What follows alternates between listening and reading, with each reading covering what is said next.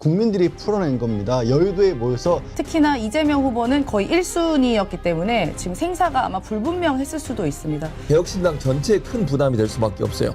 예를 들면 선거비용 보존이라고 하는 부분을 협상 조건을 집어넣고 하는 방법들이 있을 거라고 보기 때문에 윤석 후보는 그거 이전에 본인이 소송 비용부터 지금 갚아야 될 뿐이 아니에요. 자정 전후로 해서 확실히 뜰 거라고 봅니다. 물론 한 절반 정도만 개표가 진행이 되더라도 오늘 이재명 후보 마지막 유세는 여의도 공원이죠? 예, 그렇습니다. 여의도 공원에서 하고요. 또 그 전에 성남에서도 유세가 있습니다. 유세 성남에서 하고 또 이동해서 여의도로 가는데요. 성남은 아까 저희가 좀 이렇게 찡했던 영상에서 보시면 아시겠지만 그 정치적 고향이기 전에 어려운 시절을 극복했던 정말 진짜 고향인 것이죠. 그렇기 때문에 또 더 의미가 있는 것이고요. 특히나 성남시장 8년간이 이재명 후보가 말하길 그때 시간이 가장 행복했었다라고 추억을 더듬는 바로 그곳입니다. 그래서 본인을 어릴 때 성장도 시켰지만 정치적으로도 입지를 키워온 바로 그곳 성남에서 또 유세가 있고요. 마지막인 여의도 같은 경우는 인간 이재명도 살린 곳이 또 여의도입니다. 정치인 이재명도 살렸지만요. 바로 사실 비상계엄이 약간의 흐트러짐과 어긋남이 있었다면 지금의 우리는 없었을 것이죠. 여기 계신 백운기 앵커님을 비롯해서 우리 모두가 어디서 무엇을 하고 있을지도 모릅니다. 특히나 이재명 후보는 거의 1순위였기 때문에 지금 생사가 아마 불분명했을 수도 있습니다. 그래서 우리 이재명 후보가 그날 12.3 계엄 때 휴대폰을 틀고 유튜브를 틀면서 시민들에게 와주십사 하고 요청했던 곳이 바로 그 여의도고요. 그래서 비상계엄을 또 우리 시민들의 힘으로 막아냈습니다. 그래서 또 목숨을 살릴 수가 있었고 더 나아가서는 윤석열을 파면을 이끈 곳이 바로 여의도의 빛의 혁명입니다. 그래서 여러 가지 많은 의미를 토대로 민의의 전당인 국회 앞에서 또 비상계엄을 막아내고 지금의 민주주의를 지켜낸 곳, 이곳 여의도에서 마무리를 하려고 합니다. 그래서 많은 분들께서 오셔서 7시부터 진행을 하니까요. 그러한 그 새로 다시 만날 세계를 위해서 우리 여러분들이 힘 모아주시고 응원봉으로 다시 한번 그 빛의 희망, 빛의 혁명을 보여주셨으면 좋겠다라고 부탁드리고 싶습니다. 그래요. 최진봉 교수님, 마지막 유세 여의도 국회 앞 광장 참 의미가 있죠. 의미가 있죠. 사실 국회는 12.3 비상계엄 내란을 일으켰던 윤석열의 그 무도함을 막아낸 장소입니다. 잘 아시는 것처럼 민주당 의원들뿐만 아니라 야당 의원들이 담을 넘어서 국회의장까지 담을 넘어서 이준석은 넘지 않았던 그 담을 국회의원들이 넘어서 결국 비상계엄을 해제했습니다. 그것이 바로 국민의힘이라고 하면 안 되거든요. 국민들의 어떤 결집된 힘이었고요. 그 국회에 그렇게 수많은 시민들이 와서 맨몸으로 장갑차도 막고 그다음에 총칼을 막았던 사람들 아니겠습니까? 그 상징적인 장소가 바로 국회입니다. 그리고 윤석열 탄핵을 이루었던 것도 바로 국회입니다. 국회는 민의의 전당이고 국민의힘이 자꾸 나오네. 국민의 열망이 모였던 곳입니다. 그곳이 바로 국회입니다. 저는 그래서 국회에서 여의도에서 한다는 것은 응원봉 빛의 혁명이었죠. 응원봉은 다 제 복라인이긴 합니다만 빛의 혁명이 이루어지는 장소입니다. 정말 의미 있는 곳이고 정말 민주주의가 국회로부터 시작해서 또 민주당과 야당의 힘에 의해서 대한민국을 바로잡았다는 그 의미가 되새기는 곳이기 때문에 다른 어떤 것보다 의미 있는 장소라는 생각이 들고요. 그래서 민주당은 마지막 유세를 바로 그 여의도에서 하기로 그렇게 결정을 한 겁니다. 그래요. 참 의미가 있는 그런 마지막 유세입니다. 양재열 변호사님, 아마 취임식도 국회에서 하지 않겠습니까?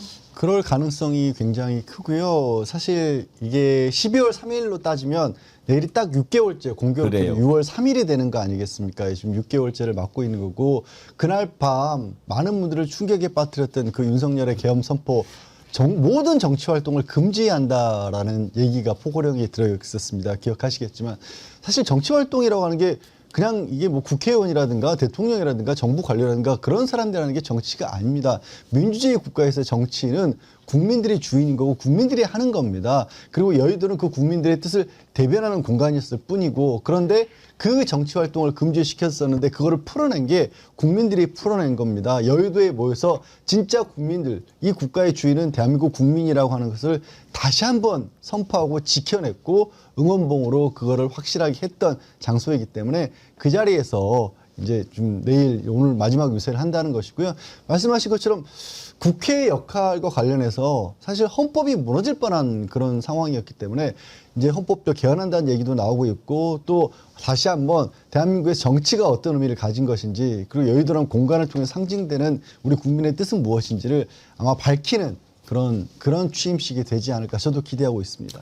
예, 이제 내일 본투표입니다. 내일 투표가 끝나면 8시에 출구조사 결과가 나올 거고 밤에 한 내일 밤 12시 이전에 선거가 나오지 않겠습니까? 대략적으로 보면 지난번에 이제 문재인 대통령이 당선될 당시에도 확정된 게 12시 근처였거든요. 왜냐면 그때도 8시에 조기 대선에 8시에 선거가 맞춰졌고 비슷한 시각의 결과가 나올 가능성이 있다고 봅니다. 그래서 12시 전후로 자정 전후로 해서 확실히 뜰 거라고 봅니다. 물론 이제 보통 지난번 대선도 그랬습니다만 출구조사가 거의 대부분 일치하는 경향을 보이고 있기 때문에 출구조사로 거의 뭐 결정이 될 거라고 보지만 최종적으로 확정되는 것은 자정쯤 되지 않을 그렇게 전망을 하고 있습니다. 사실 이제 개표가 다 마감되지는 않습니다. 왜냐하면 또 섬에서 오는 그런 투표함도 있고 그런 개표가 다 마감되려면 그 다음날 가야 되지만 이제 출구조사가 나오면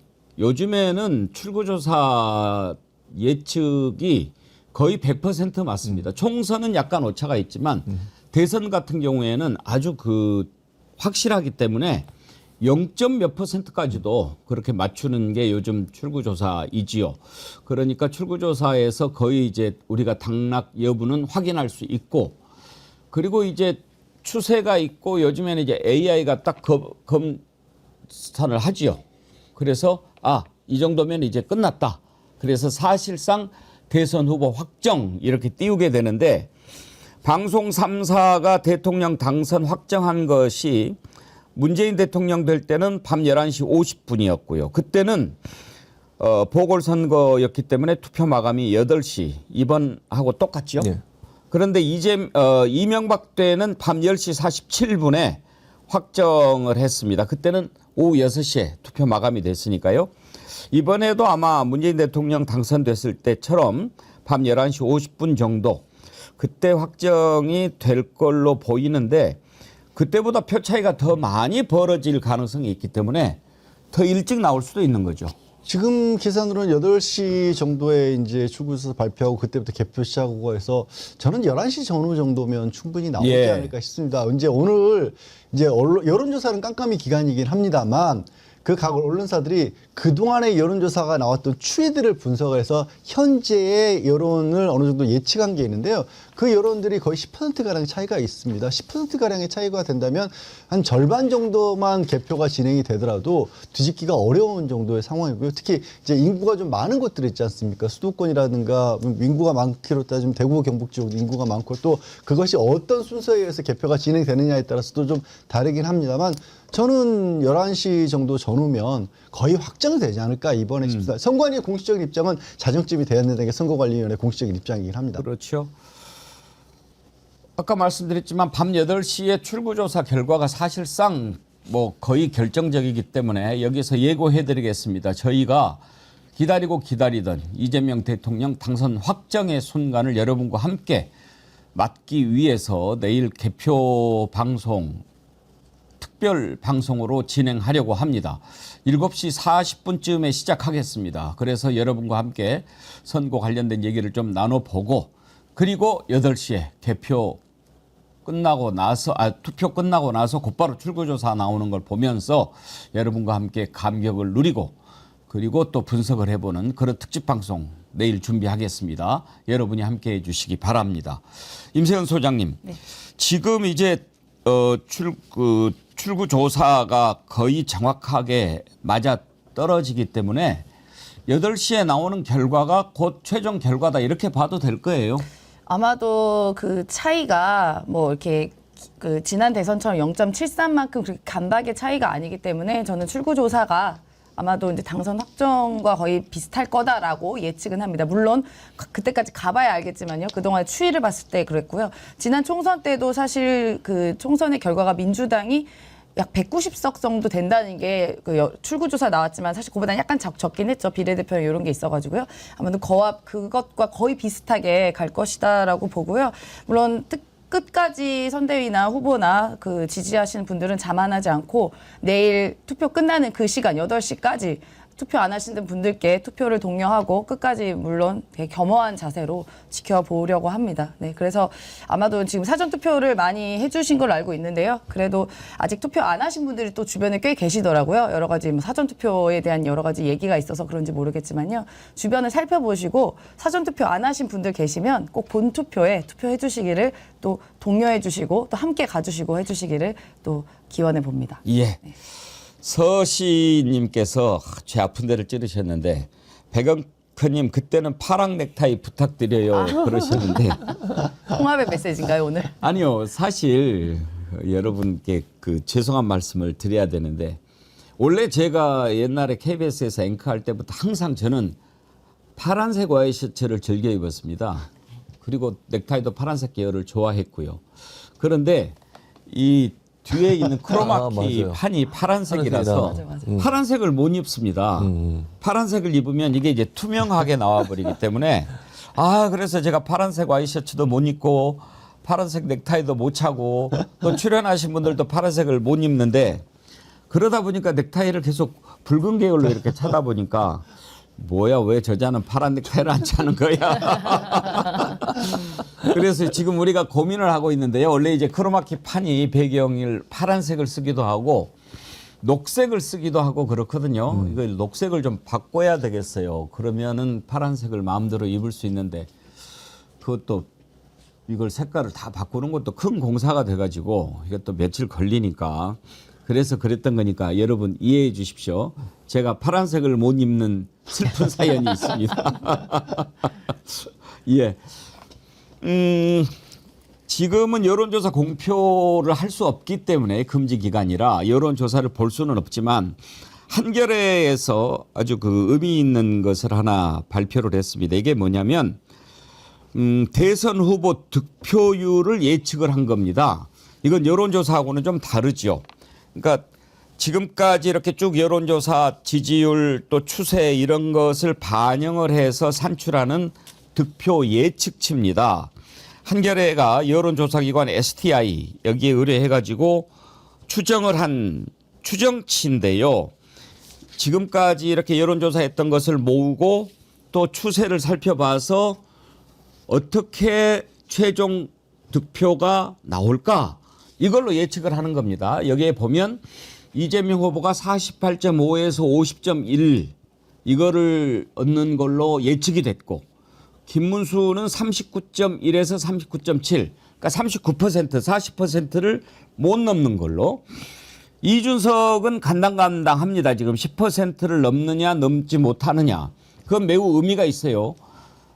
대선을 치르려면 참 많은 비용이 들죠. 선거 비용이.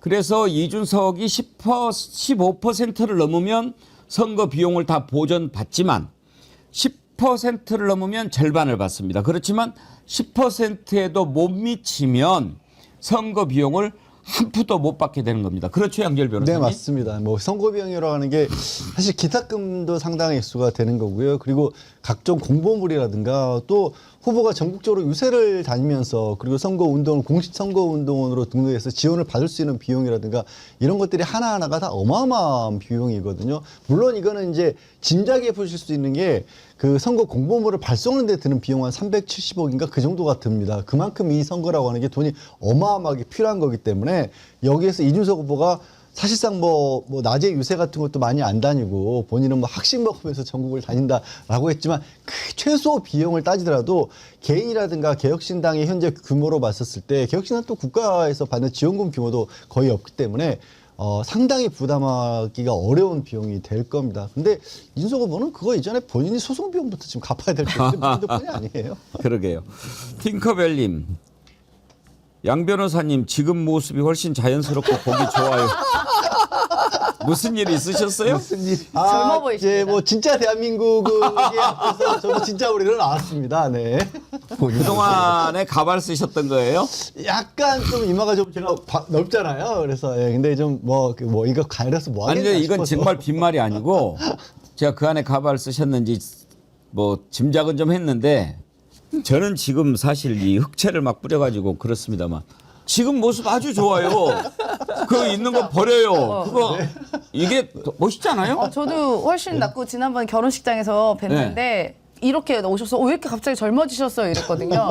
네, 훨씬 좋습니다. 아니 이런 정도면은 전혀 뭐 네, 가발 회사에서 뭐 협찬해 주는 것도 아니고 아니 정말 좋아요 훨씬. 예. 진짜 양지열. 지난번에 뭐 했어요? 가짜였습니까? 이야기로. 네. 예, 저는 그거 지지합니다. 녹수님, 앵커님 아따 눈치껏 해불어요. 팬티라도 입고 오시오. 파란색 넥타이 말씀하시는 거죠? 아따 참. 예, 영주님 훨씬 젊어 보이고 좋구만. 예, 양재열 변호사님한테 드리는 말씀이었고요. 이제 마지막 변수 뭐가 있겠습니까? 두 가지 정도 짚어보려고 하는데 아직까지도 단일화 가능성이 있을까요? 저는 물 건너갔다고 봤는데 이재명 후보 제가 금요일 날 인터뷰했잖아요. 그런데 아니래. 아직 살아있을 거라는 거예요. 야, 그럴까요? 그 이재명 후보 그 분석이 그럴듯하더라고요. 왜냐하면 이 선거 비용을 감당을 못할 거다. 그런 얘기가 있고 또 하나는 뭐 리박스쿨인가 뭐 이상한 뭐 그게 있던데 그 두 가지가 마지막 변수가 아닐까 싶어요. 오늘 그 내용을 짚어보겠습니다. 먼저 단일화 불씨 아직도 살아있다고 보는 이재명 대표 인터뷰를 들어볼 텐데 오늘 실시간 동접자가 일찍이 2만 명을 넘어섰네요. 그런데 좋아요가 1만 명이 안 됐다는 것은 여러분들이 양지열 변호사님 변신한 것에 너무 충격을 받으셨다. 아니 왜 제가 자, 이재명 후보 인터뷰 들어볼 동안에 여러분 좋아요 한 번씩 꼭 눌러주시기 바랍니다. 단일화 관련해 가지고 제가 물어봤더니 이재명 후보 이렇게 얘기를 했습니다. 단일화는 이제는 물 건너갔다고 봐야죠? 아닙니다. 저는 예. 그 선거 전날이라도 할 사람들이에요. 오. 그게 시도는 끝까지 할 거예요. 어젯밤에도 뭐 전화했다는 소문이 그러니까요. 예. 그 뭘로 합니까? 지금 선거 바쁜데. 저는 단일화 논의하려고 했다고 생각해요. 근데 거래 조건이 잘 안 맞을 겁니다. 네. 지금 거래 조건은 뻔하잖아요. 엄청난 선거 비용 예. 누가 낼 거냐. 나중에 정치적 입지를 어떻게 보장해 줄 거냐. 결국 그거 아니겠어요? 그 얘기 또 나와 있었잖아요. 예. 저는 그렇게 생각하는데 근데 이게 보장이 되느냐. 약속했다 안 지키면 어떡할 거예요. 그러니까요. 근데 그 보장책 때문에 그러지 않을까 하는 추측이 저는 되긴 해요. 네. 그러나 끊임없이 시도할 거고 또 선거라고 하는 게 지금 뭐 합치면 이길 수 있다고 그들은 믿잖아요. 뭐 그럴 가능성도 있고요. 이 선거가 그렇게 녹록한 선거는 아닙니다. 지금 정말 한 표라도 해서 반드시 우리가 이겨야 되고 예. 또 압도적으로 심판. 예. 지금 이재명 후보 분석은 선거 비용 감당하기 힘들고 지금 뭐 거래 조건이 안 맞아서 그러지 단일화하고도 남을 사람이다. 김문수 후보도 어제 유세에서 단일화 질문에 단일화는 아직까지 끝나지 않았다. 여러 가지 좋은 결과가 있을 것으로 기대하고 있다. 마지막까지도 그런 기대를 놓지 않고 있다. 대선 하루 앞두고 이틀 앞두고 단일화 여전히 살아있다고 이야기를 하는 거예요. 단일화 아니면 뭐 방법이 없다고 생각하는 그것은 이해가 되는데 최진봉 교수님. 네. 이재명 후보가 단일화 아직까지도 뭐 가능성이 있다라고 얘기할 때 제가 좀 놀랬지만 이야기를 듣고 보니까 그러기도 하겠다 싶네요. 그러니까 지금 이재명 후보의 말은 단일화가 결론적으로 안 될 수도 있지만 시도를 계속 할 거라는 얘기예요. 그러니까 지금 완전히 포기하지 않았고 완전히 끝난 게 아니다. 경계해야 된다는 말로 저는 들었거든요. 왜냐하면 아까 이재명 후보가 얘기했던 말하고 저도 동의하는 게 뭐냐면 이게 딜이라고 하는 협상을 할 때 서로의 조건이 다를 수 있지 않겠습니까? 그 조건이 안 맞아서 뭐 이게 무산될 수는 있지만 끊임없이 양측 다 단일화에 대한 시도를 할 거다. 오늘 밤까지도 저는 할 거라고 봅니다. 오늘도 뭐 지라시에 보니까 찌라시는 그런 것도 돌았어요. 오후 뭐 몇 시 이후에 이준석 후보 뭐 일정이 없고 그다음에 유세를 같은 지역에서 한다잖아요. 뭐 같이 어떻게 될지 모르겠지만 그런 얘기까지 나오고 있는 정도입니다. 그러니까 사실관계는 모르겠지만 이준석 후보 입장에서도 지난번에 막말을 했잖아요. 그리고 나서 지지율이 좀 빠지는 걸로 물론 이건 공표할 수 없으니까 우리가 알 수는 없지만 그렇게 대체적으로 분석이 되고 있습니다. 그러면 10%가 안 넘긴다고 가정을 해보면 이준석 후보 입장에서는 계속 완주하기가 상당히 부담스러울 겁니다. 그리고 그건 본인의 문제뿐만 아니라 개혁신당 전체에 큰 부담이 될 수밖에 없어요. 당의 존립 자체가 흔들릴 수도 있거든요. 그런 상황이 되기 때문에 협상 과정에서 그걸 받아들이는 예를 들면 선거비용 보존이라고 하는 부분을 협상 조건으로 집어넣고 하는 방법들이 있을 거라고 보기 때문에 저는 남아있다고 생각합니다. 저도 아직도. 그래서 협상 왜냐면 이게 보세요. 하는 듯 하다가 무산되고 하는 듯 하다가 무산되고 그러잖아요. 지난번에도 김재원 비서실장인가 그분이 방송에 나와서 그랬잖아요. 얘기 다 돼가다가 갑자기 입장을 바꿨다. 그게 바로 딜, 협상이 제대로 이루어지지 않은 거라고 저는 보거든요. 조건이 다르기 때문에 무산이 돼가고 있는 것이지 시도를 멈추는 건 아니다. 결국 오늘 밤 늦게까지도 계속 시도를 할 거라고 저는 생각합니다. 근데 딜을 한다, 거래를 한다, 선거를 앞두고 너 뭐 줄게 뭐 한다. 예. 양재열 변호사님 만약 이렇게 되면은 그거 중대한 법 예, 위반 원칙적으로 아닙니까? 그렇게 될 경우에는 선거법에 공직선거법에 위반이 될 수 있기 때문에 그런 약속 자체를 이제 한다라고 공식적으로 얘기는 못 하겠죠. 그럼에도 불구하고 이제 단일화 얘기를 끊임없이 할 수밖에 없는 게 저들이요. 뉴스에 국민들에게 호소할 수 있는 게 하나도 없어요. 단일화 얘기 말고 생각해 보시죠. 지난 한 2, 3주 정도에 무슨 좋은 뉴스가 국민의힘 됐건 아니면 이준석 후보가 됐든 내놓은 게 있습니까?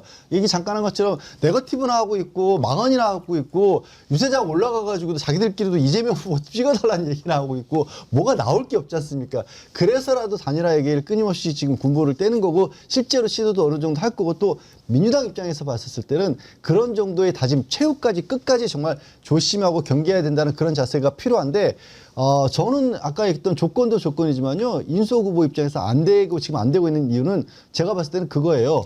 누구랑 약속을 하지? 국민의힘에? 누구랑 약속을 하면 지켜지지? 저 당에 지금 주체가 있나요? 저 당의 대선 이후에 미래가 보이나요? 아마 그것 때문에 지금 못하고 있는 게 아닌가 싶습니다. 그거 말고는 뭐 얘기는 끊임없이 하겠죠. 불도그 이찍님, 이찍이라고 하신 거 보니까 국민의힘 지지하시는 분 같은데 그래도 이렇게 우리 정치 1번지 들어와서 보시고 댓글도 남겨주셔서 감사합니다. 불도그님. 불도그님은 이런 희망을 댓글에 올려주셨네요. 김문수, 이준석 대구 유세 같은 시간대 잡힘. 이준석 대구 유세 이후 일정 없음. 단일화 확정. 아주 희망을 가지시는 글을 올려주셨는데 오늘 김문수, 이준석 둘 다 대구에서 하는 모양이죠? 네, 같이 하고요. 시간도 이렇게 어렴풋이 비슷해가지고 아마 이런 얘기가 나온 것 같습니다. 저도 오늘 아침에 뉴스에 그런 얘기가 있어서 그런 전망들을 많이 하시더라고요.